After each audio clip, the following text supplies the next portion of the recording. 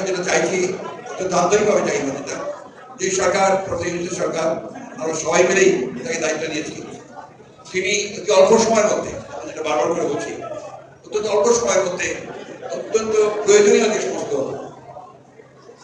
সংস্কারগুলো প্রয়োজন সেই সংস্কারগুলো করে দ্রুত জাতীয় সংসদ নির্বাচনে নিয়ে যাওয়া।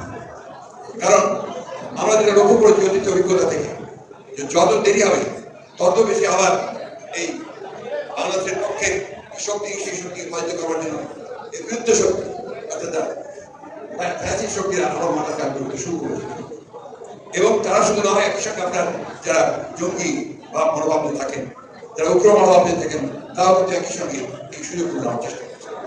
আজকে তাই আমরা মনে করি যত দ্রুত নির্বাচন হবে যত দ্রুত জনগণের নির্বাচিত প্রতিনিধিরা পার্লামেন্টে আসবেন পার্লামেন্টে এসে তারা একদিকে দেশ পরিচালনা করবেন অন্যদিকে তারা অন্য যে বাকি সংস্কারগুলো রয়েছে যেটা অত্যন্ত প্রয়োজনীয় যেটা করা প্রয়োজন সেটা আমরা সবাই মিলে একসাথে করতে পারি।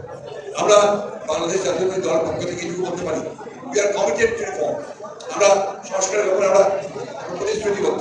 আমরা 21 দফা দাবি 2 বছর আগে দিয়েছি যখন এই সংস্কারের কথা কেউ ভাবেনি।